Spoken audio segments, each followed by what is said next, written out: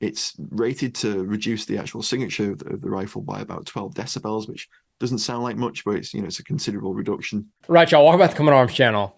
Okay, today we're checking out something from Forces News. Now, this is all about the Royal Marines and British Army getting a new service rifle. So this one is going to be called, and I don't know why it's such like a long, complicated name, but it's the original rifle from Knights Armament is called the KS-1, but I guess the UK is going to adopt it under the designation L403A1. I'm not sure if there's better way to say that. It's L403A1.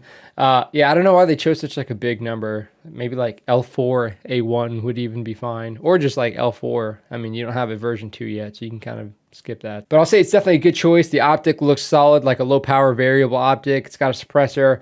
Yeah, just solid pick over the SA80 that they've been rocking for such a long time. So yeah, hopefully we get some good background as to why they adopted it, maybe a little bit more background as to the rifle, kind of how they developed it for this, how it kind of won this contract. Yeah, should be cool. Let's go ahead and check it out. Not only is it ambidextrous, it can also be fired from both shoulders. It also comes with It can also be fired from both shoulders. What? I mean, you can kind of do that with any AR. You can really do that with any gun. I mean, it's still going to eject from the right side. Maybe just how the sling is set up, because depending on how the sling is even like mounted to the stock, sometimes it's really like almost impossible to get the stock onto your other shoulder. But if you just have the sling around your neck, for the most part, it's pretty easy to kind of just switch. But yeah, ambidextrous. Yeah, no kidding. Even like that's a solid bolt release to have there. I mean, it looks very similar to Magpul's like bad lever. I do like the extended charging handle. And then again, you have a magnified optic with a red dot sight on it as well. a new optic system and a what's being called a signature reduction system, which is essentially a suppressor or a silencer. A And the way signature it's reduction. designed internally, Oh, yep, I have an SRS on my rifle. I was supposed to just calling it a suppressor. it allows the rifle to be used with the suppressor continually. So it's not something Ooh. the average soldier would take on and off. Um, it's a flow through design, so it pushes all the gases out of the muzzle end of the weapon, and It looks that cool. again improves the ability to continue using the suppressor. It's rated to reduce the actual signature of the rifle by about 12 decibels, which doesn't sound like much. 12? Wait, what? That's kind of trash. I don't know how it is for most suppressors, but I feel like generally it's like even for like rifles like 25. I mean, you're going to be using they're probably still going to be using supersonic ammunition. So it doesn't really matter that much as far as the actual sound. It really matters more for the kind of gases leaving it, or kind of like the flash in the muzzle. So being able to reduce that is definitely going to be pretty clutch. But yeah, for the most part with a rifle, because rifle, especially even like the bullets have a jacket on it, there's really not too much nasty gunk getting caught in the suppressor itself. And again, it is such a high power kind of round going off. A lot of that gunk will get pushed out as well. It actually looks very similar to my Griffin armament suppressor there. Yeah, very similar kind of design. But yeah, this is just a kind of standard suppressor. Yeah, for the most part, I mean, it doesn't really get dirty. I mean, I can take it on and off just to kind of check to see if it is getting crazy dirty. But for the most part, it doesn't really get that dirty. But yeah, I gotta say, having a suppressor is clutch, especially when it comes to communicating. And of course, when you're talking about like the Royal Marines specifically being a commando element, it's kind of a no-brainer to have a suppressor. I mean, it's just, yeah, it's kind of a game changer.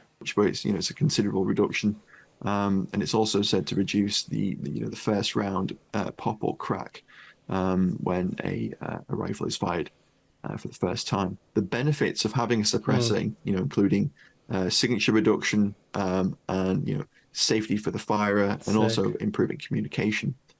These are all big force multipliers when you're a small unit, even scaled up Exactly. to larger considerations. The Yeah, dude. KS-1 that the alternative individual weapon is based on is a much lighter weapon than the SA-80, A3, and the Huh. A2. I don't know. I don't remember how heavy the Even like, yeah, the A3, I think that just had like the M-lock handguard, like the H&K M-lock handguard. I don't remember how heavy it was, but I mean, this for the most part looks like it'd probably be, I don't know, with the suppressor and the optic probably looks like it weighs a little bit as well. I can imagine it's that much lighter. But yeah, it's probably coming in around 8 pounds with everything mounted. In that it's around about 7 pounds unloaded, whereas the Okay, that's SA80 pretty light. is considerably heavier at around 11 pounds. Really? Damn, okay.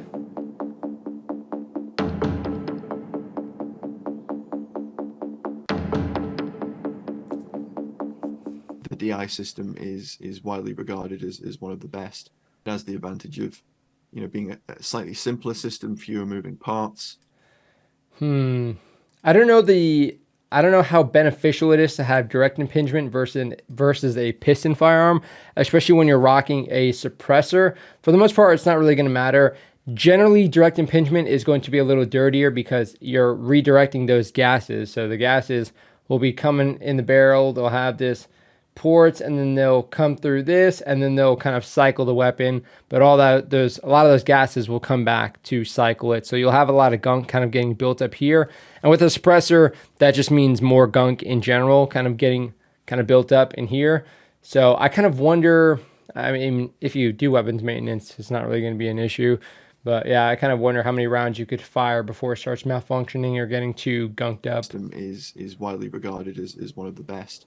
It has the advantage of, being a slightly simpler system, fewer moving parts. Man, it's so It's being cool issued looking. to Commando strike teams and the SRS, as well as the new Ranger battalions. They're the kind of guys that are going to need a light weapon because they're either, scaling a cliff, moving through True. Arctic tundra, or they're training local forces, so they don't essentially need a heavy. I mean, and just like tabbing around with it, let's be real. And of course, like if you're doing like fast roping and stuff, it's a little bit nicer to have that. I mean, generally it's going to be kind of based off of your sling, but yeah, having a lighter weapon in general is just kind of nice to be able to kind of keep that thing slung up somewhere. It doesn't move around as much when you're kind of like running or, whatever, fast roping. Rifle.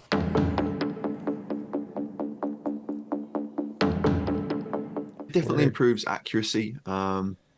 A two-stage trigger It's a nice is coating. generally more accurate, with the trigger pull being a little bit cleaner.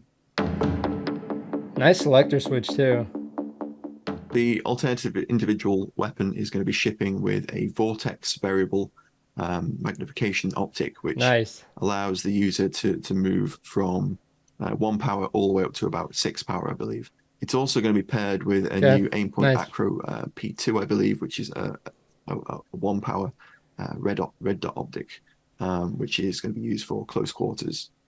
That is interesting. I mean, they have a low power variable optic, and you can kind of see on top it has a little bit of a throw lever, if you will.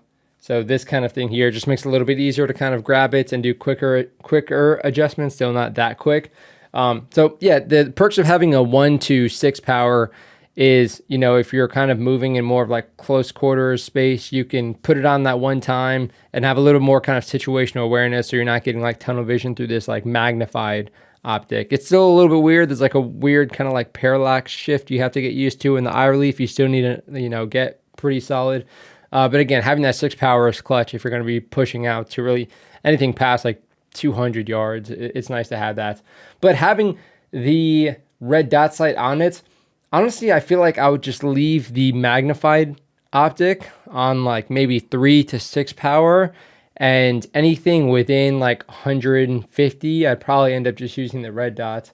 I mean, those are both really solid optics in and of themselves, kind of the vortex and the aim point. So you really can't go wrong with either of those. Red dot optic, which is going to be used for close quarters. With the KS1, the L403A1, Nice. we can see that it's got that capability of having an adjustable length of pull. So the buttstock can move about 2 inches to expand the actual length of pull. So that's great for people that are various different, It should be a little bit more than that. Yeah, having an adjustable buttstock is nice. Length of pull. So if you don't know like length of pull, he might explain it. I might have cut him off I like to talk a lot, you know how I do these things. So general length of pull is going to be like where is most comfortable or natural for you to have the stock placement and where your actual grip is going to be. That length is kind of different. Like what is ideal for each person is going to be different based off of how tall you are, other things. If you're me and you have like stupid long monkey arms, that's a whole nother thing. But again, it is nice to have a collapsible buttstock, even if you're moving through a house and you don't really necessarily need to be shouldering the weapon because you're not really using your optic. If you're in like a room that's kind of like, my YouTube room, if you're making entry, you really are just going to be point shooting for the most part, unless you have like some kind of further dead space. And when you're point shooting, you can just have like the actual stock collapsed like this. And then of course, if you're kind of moving outside of the house, you can, extend it however you want. You can see I kind of extend it to right there. But yeah, it is nice to have that. Even just for transport purposes, it's nice to do this. If you're fast roping, you can collapse this a little bit. Yeah, there's a lot of things to consider. And it is just, it's nice to have that ability. Sizes and builds. It's great for making the weapon a little bit shorter when it's not needed. So over the the SA-80, which is it's a fixed length of pull, there is no adjustability with the SA-80. Exactly. So again, that modularity with the new weapon is a big improvement. Yeah, very comfortable. Yeah, I mean, so yeah, good explanation. I mean, you pretty much said everything that I would say. I gotta say, man, Knight's Armament does some beautiful freaking weapons. So they have a Magpul stock. I think it was a Magpul grip as well. I don't know who does the selector switch or this ambidextrous bolt release, but it looks really nice. Again, the coating is just like beautiful. I'm not sure. Probably is like a Cerakote or something. They have the extended charging handle, which is nice, especially with these guys if they're operating in more Arctic conditions. If you have thicker gloves, it's nice to have kind of this purchase to just be able to like kind of just swipe the charging handle almost. Just, it's a little easier to kind of latch onto it. Again, you have this mounting system. Looks, I mean, it's pretty standard. I think that's also the Vortex mount. And then an aim point on top. Yeah, that's going to be pretty nice for CQB. I've never tried using a red dot sight on a scope except for our machine gun day optic. It had a little RMR on top. But for CQB, you'll probably get used to it a little bit higher up on the actual weapon itself. So it might take some getting used to. But I'm sure these guys are going to appreciate getting rid of the L85, kind of like he was saying, how it had like that fixed length of pull. If you're a shorter guy or a really tall guy, or just, again, had like really long arms, it just could get kind of awkward. And not being able to adjust that it's kind of annoying. You get used to it for sure, but yeah. And I do like how they have the M-LOK handguard. It's nice, keeps everything lightweight, so you're not having just like rails, but you do have plenty of rail space on the top. If they end up getting lasers, you got some rails on the side. I think that's just like an M-LOK one, but yeah, you could put, flashlights. Yeah, I mean, it's pretty much everything that you would need. I think even the trigger guard looks pretty open as well, kind of extended. It bows on the bottom, which is also nice for like Arctic conditions when you have thicker gloves. Yeah, I think they chose pretty freaking well. But I don't know. I mean, there are plenty of options out there. The US has been using like an M4, which not much difference than this, to be honest. A lot of countries have been using like the HK416 with suppressors, with like kind of LPVOs, with red dot sights. So it's not necessarily like a huge advancement. They have everything that they should need, ambidextrous, having all these other features, like making it more suitable for an Arctic environment. But I mean, it's really all you could need, I guess. Some people might think, how come you didn't go with anything more modern or more kind of futuristic looking, kind of like the U.S. Army with the new Spear or whatever. I forgot what they called it already. Yeah, that thing, especially that optic, just has a bunch of crazy stuff going on. But yeah, this is going to be a nice kind of solution for just getting away from the L85, which I think once they do that, that's kind of the gateway drug into kind of looking at more options. But this thing, I mean, they're probably going to be fine with this for a while. Hopefully they will be fine with it because I'm sure it's costing a decent amount. But yeah, overall, I think they chose pretty well with this gun. Now, if y'all are over in the UK and you got to get your hands on this rifle already, let me know how it is, especially if you guys grew up with like the SA-80, L85. Let me know how it feels to kind of move to something like this. I know some units were already using the C7, C8. I think it was a C7. They're already using like that shorty kind of M4. So, I mean, I guess some people are kind of used to that already, but just in general, it's a comfortable platform. Even if you're used to kind of using a bullpup, you'll be able to get used to this pretty quickly. I mean, the balance might be a little bit off. And again, it's a little bit different kind of moving to this low power variable optic with a red dot sights kind of compared to what they had before. But yeah, I mean, it's a good choice. They even have a Magpul sling on it, it looks like. So let me know if you guys got your hands on it. Let me know what you think about it, especially compared to some of the other weapons. I know, like, as far as who actually put in for weapons to kind of win this contract, I think Glock put in a weapon. Sig Sauer did as well. There's a few others. There's actually Landtac, I think, did. Yeah, there's a few options, and they all look very similar. But I mean, Knights Armaments, I mean, they have a very solid track record, and they make some amazing firearms. So I think they kind of chose well with that, and it's an American company, so I'll take that win, I guess. We'll take that win. I don't know. I think you guys will take that win as well because it's a freaking beautiful rifle. But of course, let me know what you guys think. Let me know if you guys think it's a step in the right direction. I think it definitely is because, I mean, the AR platform is just, I mean, top tier, honestly. Very modular, very easy to get used to, very comfortable. Yeah, there's really not a whole lot of bad things you can say about it. They do have the forward assist, though. And I know a lot of people are trying to move away from having the forward assist. So, yeah, I mean, it might have just been something that was mandated for the requirements. I don't know. But let me know what you guys think. Hopefully you guys enjoyed the video. It's cool to check out. It'll be cool to see these getting fielded more and more in the future. But that is it for this video. I'll see y'all in the next one.